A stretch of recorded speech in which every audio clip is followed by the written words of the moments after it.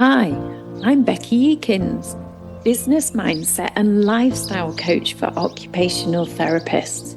I focus on creating a freedom based online business, helping OTs to package up their skills in unique and exciting offers that feel so good that they sell with ease in the online space. Since leaving the profession of OT, I have now worked with hundreds of clients online, helping them to create a life they feel inspired by. In this podcast, I will talk about the lifestyle goals, mindset, and strategy you need to create your own life of freedom. Hello, and welcome to the OT Yourself to Freedom podcast. I'm your host, Beki Eakins, and today we are talking about what makes an OT brand stand out in a crowded marketplace, because this is something I get asked a lot. So, when you are thinking about putting your offer out into the world, one of the first thoughts that often lands is, oh, there's already so many other people doing this. Everybody's already got, this is such a saturated market. There's no space for me. It's too crowded. Everybody else is already doing this. So I hear this all the time on sales calls, from clients, like people messaging me, telling me, oh, I'm going to train in something else because what I'm doing, everybody else is already doing. And so this belief, it's not very helpful. And in most cases, it's like factually completely incorrect. And it's because your brain has been tricked. We trick ourselves, and I'm going to prove it in this episode. Basically, I was going to say essay. I'm not writing an essay anymore. And then I'm going to show you what actually can make an OT brand stand out, like really stand out in the marketplace. And it's not normally what you think. It's not normally about your colors or your branding or your nice logo or your name. It's not about spending ages creating a website. It's not all the things that people waste ages on. It's three different things. So seeing the market clearly, knowing exactly who you are, and tying your business to something much bigger than just you, tying it to your whole purpose. Anyway, I'm going to share all of that later. But first of all, I want to break down this myth that you're in an oversaturated market. So first of all, think about this. You are not seeing the whole world. You see your version of the whole world. You see your little piece of the pie. And that's two very different things. And we forget this. This is why people say, you don't understand. My niche won't buy. People who live in my area won't buy. Well, they will. It's just the people who you've seen so far will not buy. But there's all types of people everywhere. And so, to a certain extent, for most people, that's not true. So every social media platform runs with algorithms. We know this, and yet we're still sucked in by it. So the algorithm really has one job, and it wants to keep you scrolling for as long as possible. It wants to pull you in. We know this. And the way it pulls you in is showing you things that you're already interested in and might have, engaged with. So if I say one word today, what word could I say? Sunbed. I'm going to say the word sunbed out loud. I don't know how, but bet you this afternoon when I'm lying down after my nap, Instagram will send me sunbeds. It just knows me. It's really, really quite difficult because it also knows my weakest time of the day, which is straight after a nap. That's when I'm a sucker for spending on Instagram. Anyway, so you watch one reel on business coaching and you'll get 50 more. That's the point of it. You like a post once on nervous system regulation, and before you know it, you've got 20 posts, and your whole feed is filled with Vegas kind of stuff and breath work and all of this. And there is a name for it. So Ellie Pariser calls it the filter bubble. I like that. I always like a bubble. So you're living in the filter bubble back in 2011, and his books of the same name. So his argument was very simple, really. The internet is quietly building a personalized universe around each one of us, and we mistake that universe for reality. I just wanted to take a moment to share how I help occupational therapists to create their own version of freedom. I help OTs all around the world to design, launch, and scale their online business. You will learn how to tap into a deeper understanding of your purpose, your mission, and how to turn that into an exciting offer to sell online. I have clients who've hit 3K, 5K, 10K, and 15K months. Anything is possible. If it sounds like a good fit, then contact me via the link on the show notes. A lot of people hate this. I actually quite like it. When you do it smartly, you can just completely work it to your favor. So I completely love the fact that it sends me more knowledge and more things about stuff that I'm interested in. Like, I just think, what a brilliant thing. But you can see how it starts to polarize your views. And so over time, you start believing that that's reality, because it is in your reality. But your reality is not the reality. Like it blows your mind, doesn't it, when you start to get into it. But when an OT tells me the coaching market is saturated, or, everybody's doing stuff on sensory stuff these days, everybody's doing nervous system. I don't want to be just one of those people who's doing this. That's just your perspective. That's your world. That's what you see. And you see it because you follow coaches. You're interested in whatever subject it is that they're talking about. You're inside the bubble, and the algorithm has built you this little hall of mirrors, if you can think about that. So you're inside the bubble and it's full of mirrors, and it's just reflecting back the same messages over and over again. It's really helpful if you want to learn something new, but also you've got to realize you're in the bubble. Your life isn't real. Meanwhile, somebody else, somewhere else in the world, maybe even in the house next door to you, like they don't even have to be far away, is seeing a whole different bubble. Like they've never looked up business coaching or nervous system stuff. Actually, their feed is all about dogs and food and nutrition and weddings. And so all they see are like people getting married everywhere and different types of dogs. And, like it's just repeated back to them by this hall of mirrors. So they're stuck in one virtual bubble and you're stuck in another virtual bubble next door to them. Your worlds are so different, and neither of you understand each other's perspective to a certain extent, because what you're seeing is so different. It's crazy. I just can't get my head around how life's going in this direction, and what that does to society. Obviously what it does to our children, who might not have a good handle on it, and what positive things can come from it as well.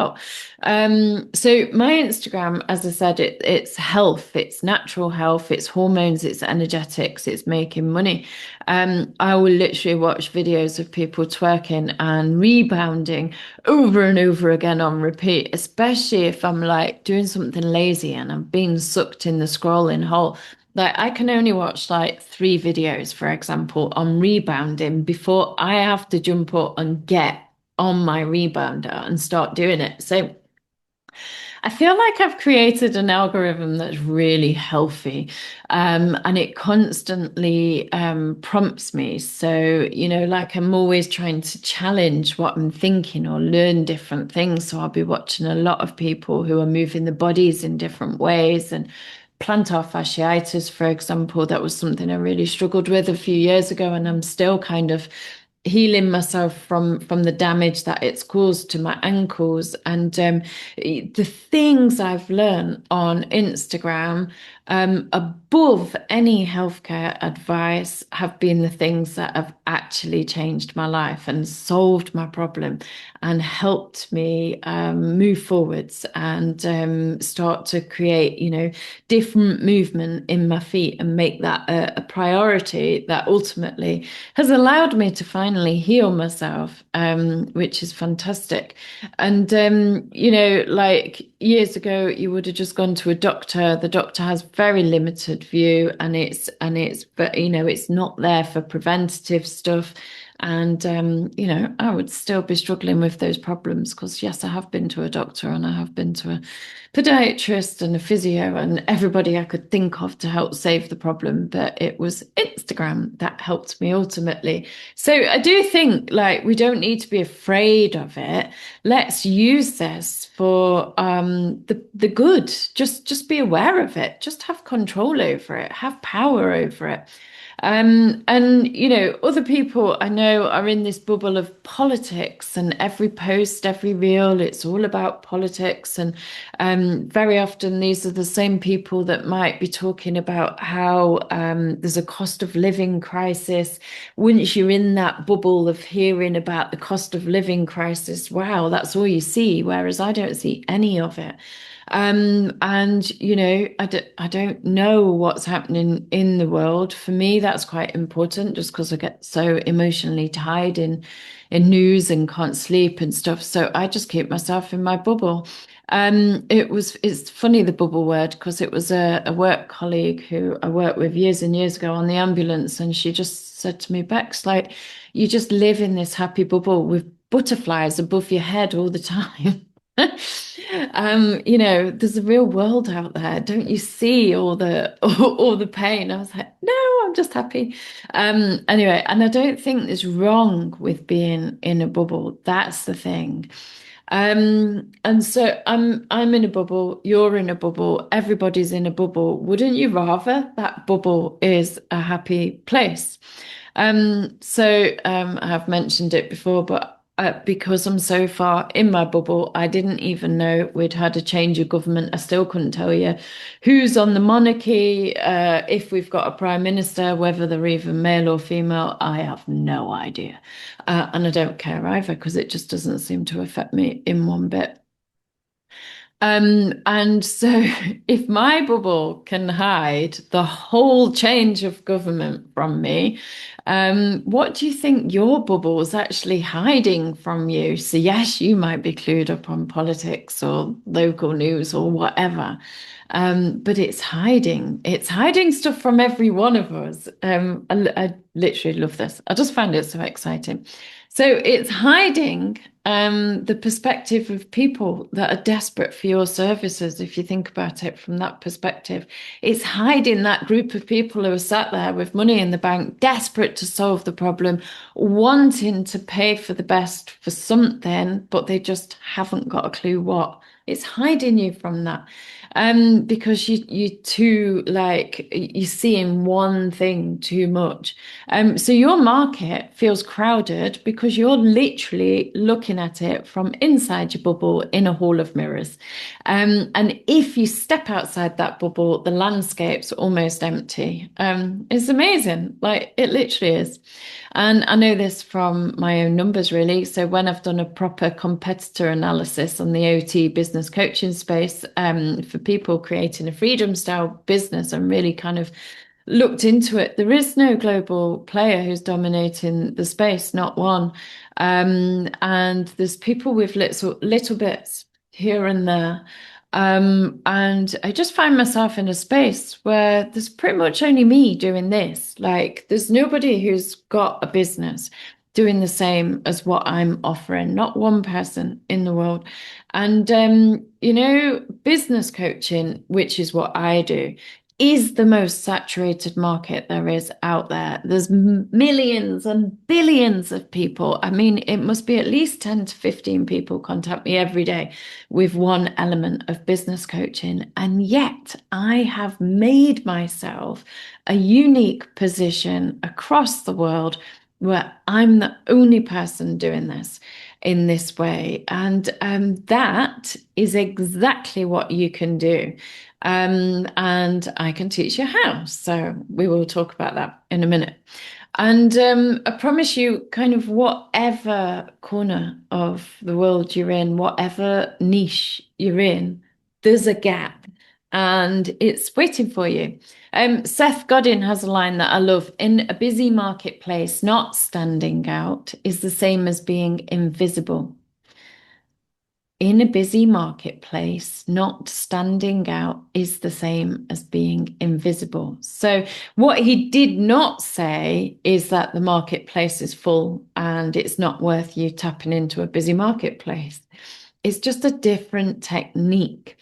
And he said that most people are just invisible. The world is in their own bubble and they're not seeing you. And mostly, when it comes to OT selling, the people you want to sell to don't even know that this thing is a problem yet. That's one of the things I've noticed. They've got their eyes closed. That's what we say in terms of the buyer's journey. They've got their eyes closed. They're complaining maybe about this thing, but they don't realize it's something that could be solved. So they don't see it as a problem. If they knew it was a problem, then maybe you're already on the journey to trying to solve it, but they just think it's life. That's just it. That's the card I've been dealt with. This is what I have to put up with. This is what everyone has to put up with. So they're not people, very often they're not people with their eyes open. They're not hunting for things. And this is why you've got to be really smart about it.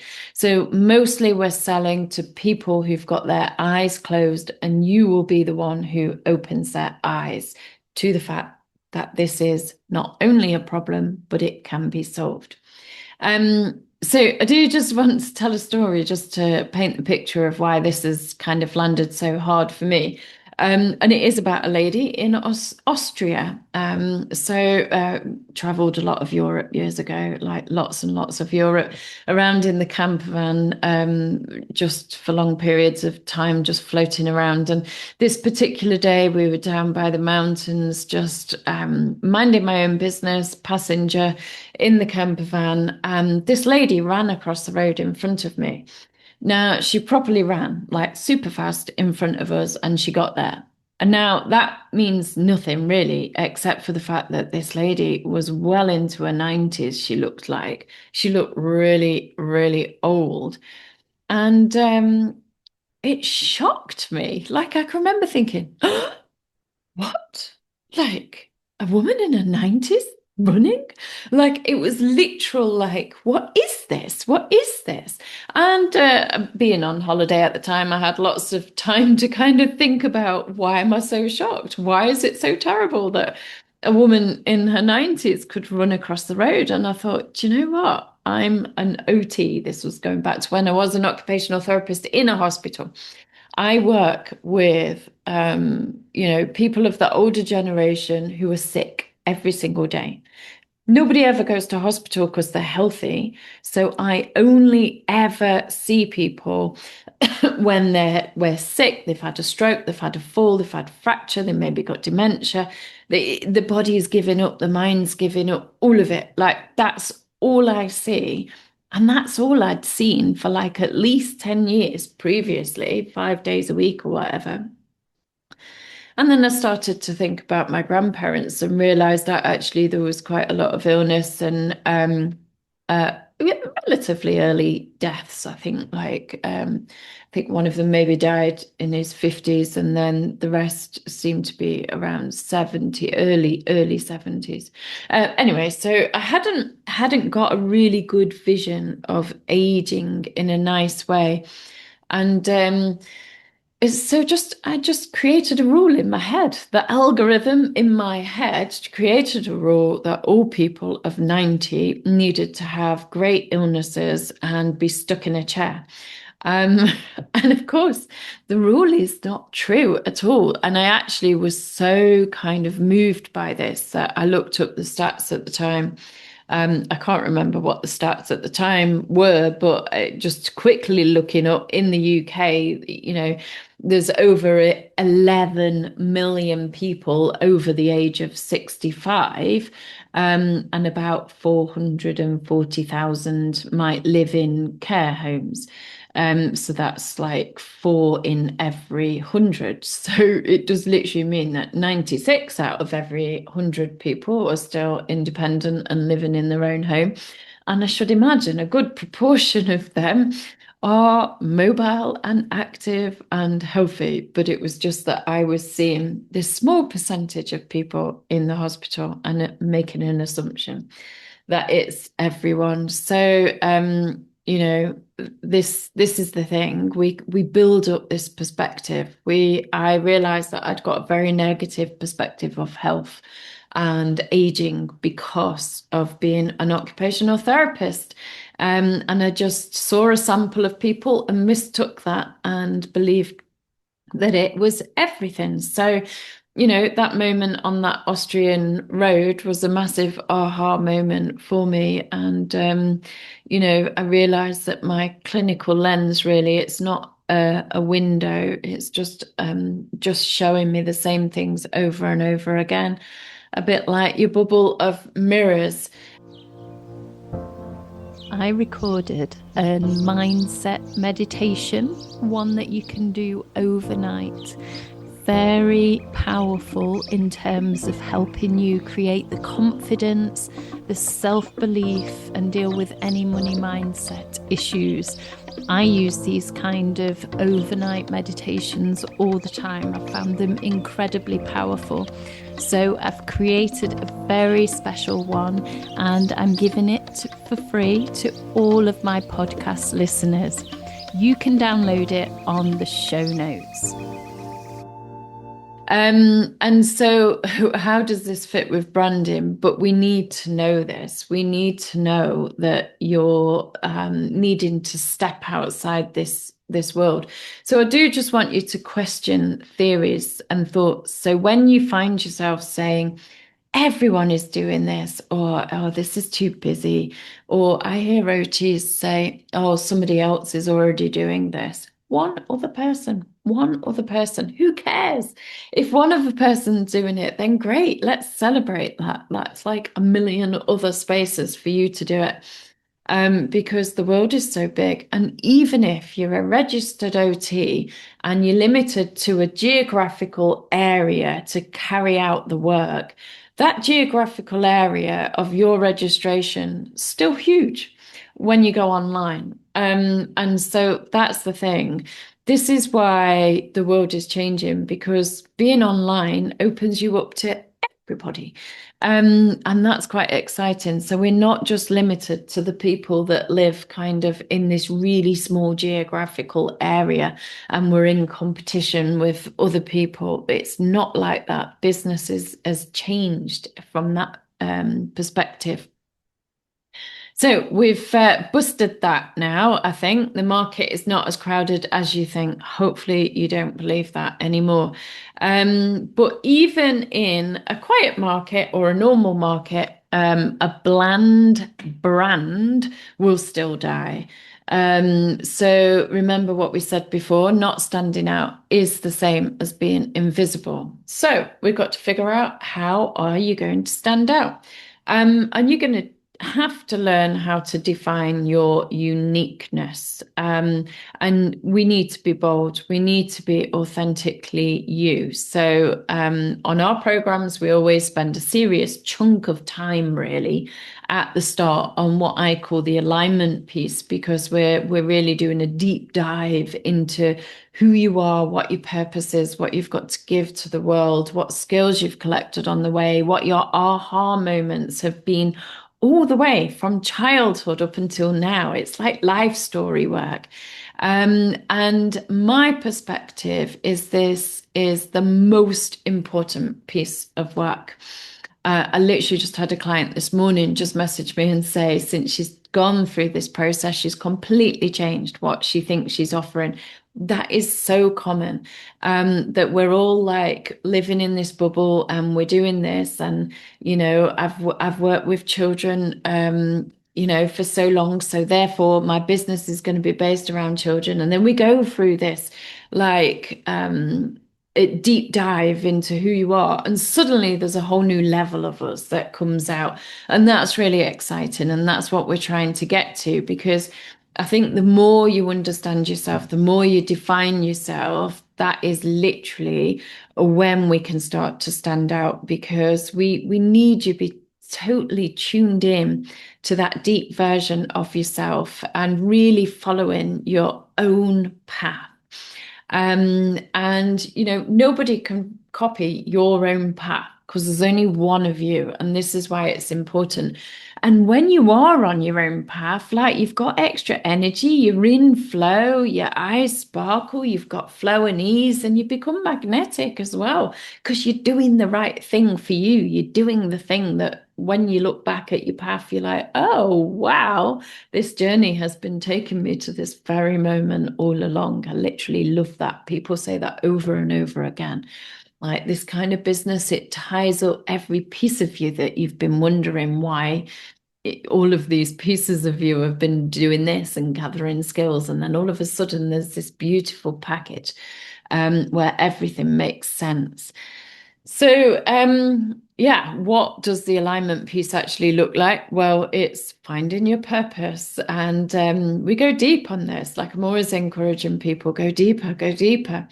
And looking at patterns that have come from childhood, the stories that you've absorbed, and the rules and the beliefs that you've taken about money, work, worth, visibility, values. Values is a big, big one because everyone, two people can present the same thing, but from different values, it's going to be completely different.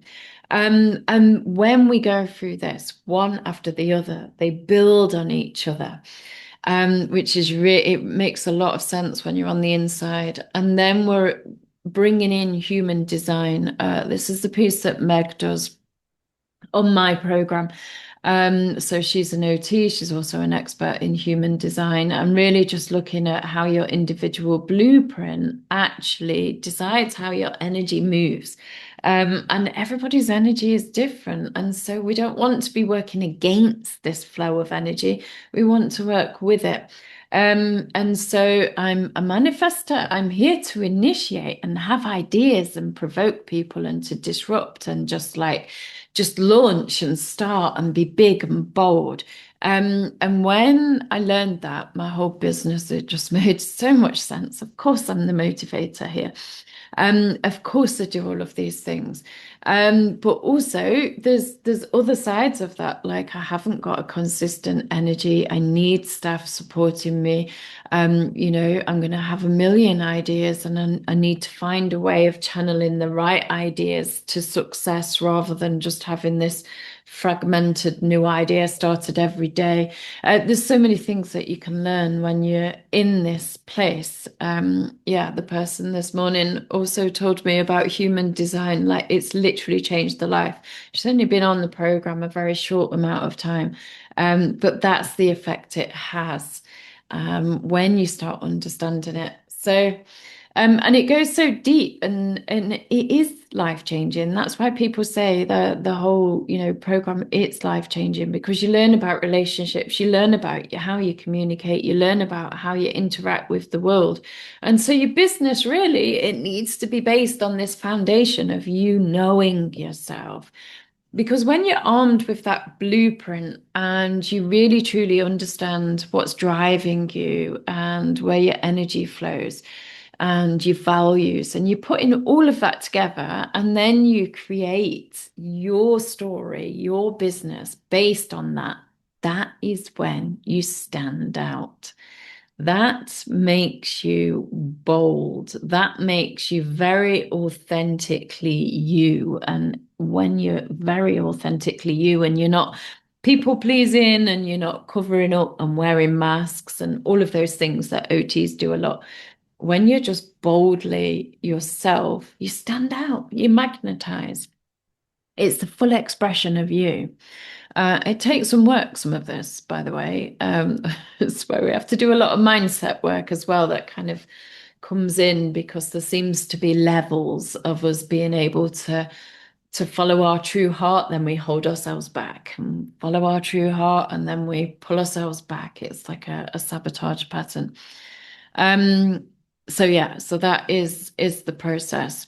And I'm gonna say, stop being boring.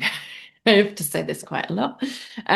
So it's quite funny. So we are not boring people as OTs, but for some reason, when we go into business mode, we feel like we have to like put this professional mask on, be really clinical and measured, and we become boring. So we write like we're being secretly assessed by our professional body all the time. And to a certain extent, there's a bit of truth in that, like we can't, if we are a registered OT, there's rules we have to follow. But yeah, we tone ourselves down, we put a mask on, we hide under this professionalism. And it's, yeah, boring. There's no two ways of saying it. It's not attention grabbing. It's not going to make you stand out in the marketplace. It's not exciting. It's not tapping into people's emotions. It's boring. So, in copywriting terms, that professional voice is a repellent to people. It will keep them at arm's length. Nobody's ever stayed up scrolling for words such as multidisciplinary approach. Nobody cares about those big words, the jargon that we're using.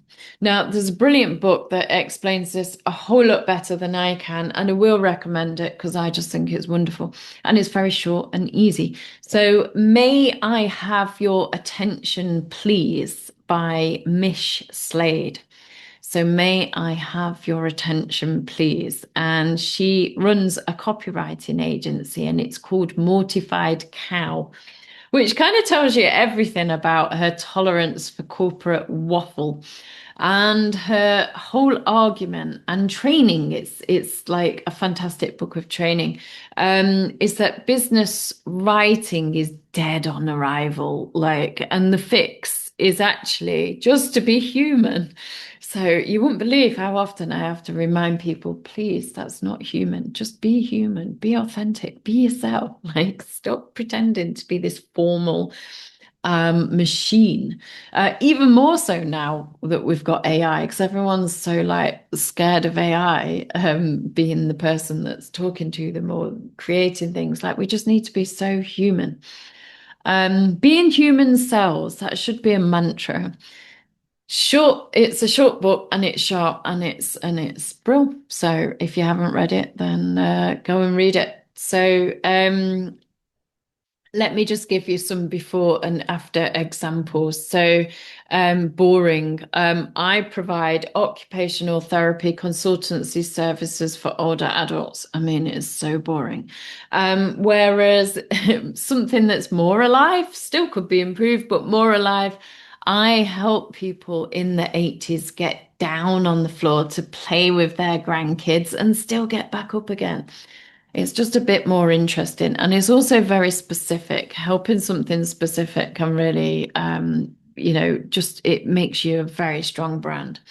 Boring is a holistic, client-centered approach to workplace well-being. I mean, we all use those buzzwords over and over again, but they're so overused, and they're just, it's just a whole lot of fluff. Like, if you think about it, it's a whole lot of fluff.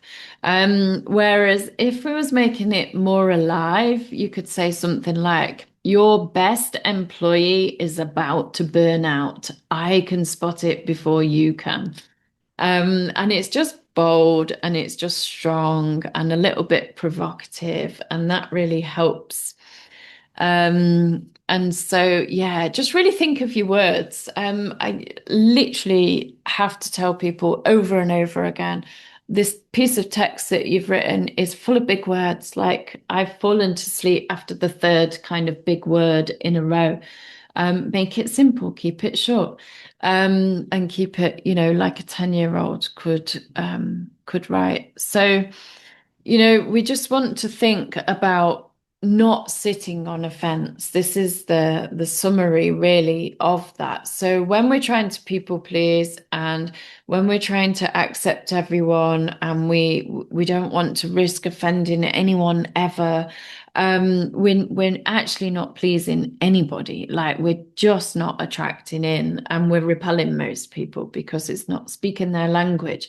This is a big problem for OTs because I don't know about every OT, but certainly I was taught you must treat every single person who comes through this door equally. You must look after every single person virtually no matter what. I think maybe if they hit me, then I can say no.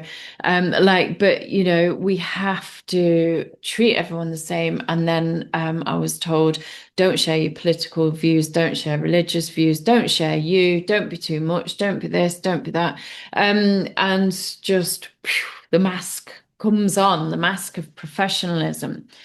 And so this is a huge cultural change for OTs, and this is one of the biggest problems. And of course, I had so many fears about this myself as well.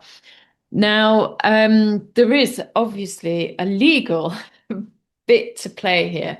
We've got to be legal and we've got to follow our registration guidelines. And so this is where there is some balance. You can push in a way that actually still follows the rules, and many of my clients find a beautiful balance to be able to do that. I, for one, was somebody who just found the rules too difficult and decided to break free. The Rebel OT just dropped my registration, and now I can use whatever words I want to use because I'm not a registered OT. But we support clients doing both ways because you really can. I think for me, I didn't know there was another way of doing it. And now we've worked with many clients who are retaining the core values of OT, but still able to have their personality and their wisdom shared in different ways. So just consider that you can go either way. And the last piece, and this is probably the most powerful. So I already mentioned this at the start, but the brands that really take off are the ones tied to a bigger mission, one that's much bigger than the individual thing you're selling.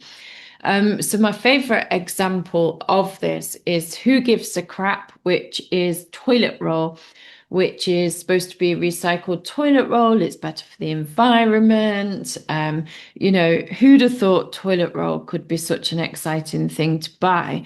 But they donate half the profits to build toilets and improve sanitation in countries that need it. And it's become a really trendy thing because you're not buying a toilet roll, you are saving the planet, and there couldn't be a bigger mission than that. So people are proudly, they've got the packaging, so it's colourful. Everybody knows Who Gives a Crap toilet rolls. So people are proudly displaying the toilet roll with their packaging in their houses, knowing that every person who comes to their house is looking at them and thinking, wow, you're saving the planet. And I'm not getting sucked in with the marketing there, but I'm just kind of giving an example of how people subconsciously like feel that. And so if you think of my business, I have people come in to say, oh, the OT freedom movement. That's what they actually say. I don't call it that, but there is a movement for OTs having freedom, and I'm a big, big, big part of that.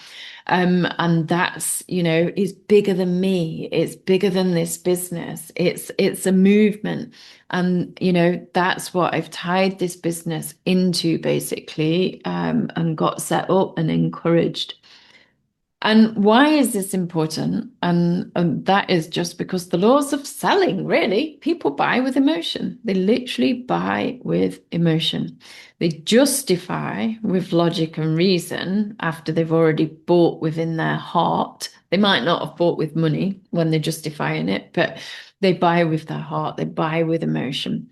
So, it's not just a marketing slogan. It's literally neuroscience. It's literally how people buy. Um, and so we need that emotion. We need that bigger picture thinking. So if you can tie your business into like something that's a bigger mission. And this again, we find this out in the first part of our program when we're actually looking at what's your purpose, what's your life story showing us, what skills have you collected along the way that is now leading you to be this perfect person to help people. So your mission generally comes out. And again, the psychology behind all of this, Charles Snyder, the psychologist who built hope theory, shows that hope, it's not just, fluffy optimism. It's literally about having a goal and a pathway to it and a belief in your own ability to walk that pathway. Personally, I think selling hope is the best way to sell. A lot of coaches teach people to sell via pains. Whereas I think as OTs, yes, we need to know the pain points. I'm not saying we don't. But when you sell hope and you sell dreams and you sell excitement and you sell the literal hope that somebody can change their life, that is when people buy. And I've seen that over and over again. So hopefully today's episode has shown you the market is not as crowded as you think. You'll feel your feed on Instagram, your world, even your reality is just a bubble full of mirrors. So remember that. And remember that you define your uniqueness. Your uniqueness is the X factor and the branding. And the deeper you go into yourself, the more you'll get this. And then, of course, stop being boring. Write like a human. And then the last one being tie your vision and your business to a deeper mission. Really hope you got value out of this one. If you are an OT with 3 to 10 hours per week spare, then the OT Yourself to Freedom membership is best for you.